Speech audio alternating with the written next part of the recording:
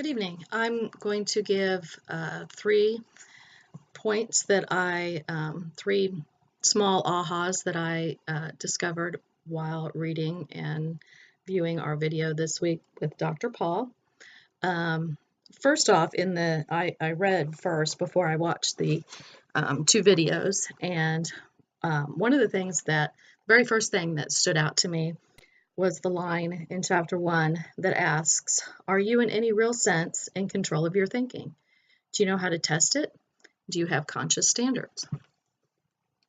And the answer is no. I've never thought that I had conscious standards of what goes through my mind. I have always just kind of allowed myself free thought. I do think a lot. I do try and develop my ideas and opinions, I think, pretty critically, but I've never tried to rein it in and given myself criteria. So that was kind of an aha. And hopefully maybe I will start thinking about that when it's time to form my next opinion. So the next little thing that I found kind of amusing was the line that said, "To make significant gains in the quality of your thinking, you will have to engage in a kind of work that most humans find unpleasant, if not painful, intellectual work." And I don't think I've ever heard anybody tell me that they find intellectual work painful, and certainly not in this class or this realm or where I work or any school I've gone to, any social setting. I have never run across anybody that says I find intellectual work painful. So, but maybe they do. Maybe it's a secret, that most of us do. But anyway, it was kind of a line I disagree with. Last, in chapter 7, when it started talking about significance in thought, and I highlighted the area that said, "How can I keep my mind focused on the things that matter most to me rather than the unimportant trivial details?"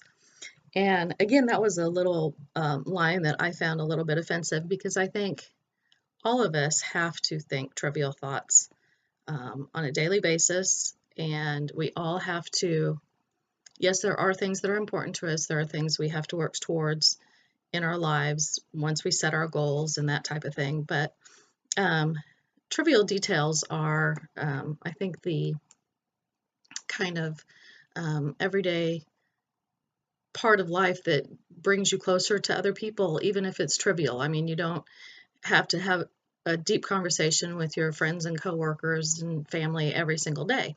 So I was kind of gratified when Dr. Paul in the video said that as far as relevance, that trivia is not totally off the table, that some questions don't call for deep critical answers, and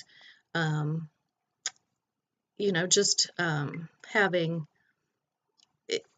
I think it takes a lot of time out of your life if you have to sit back and think, well, what is the reason I really want to go have pizza for dinner tonight, and I don't know. That was just kind of, I was glad to see that Dr. Paul said that there is a place for trivial thought.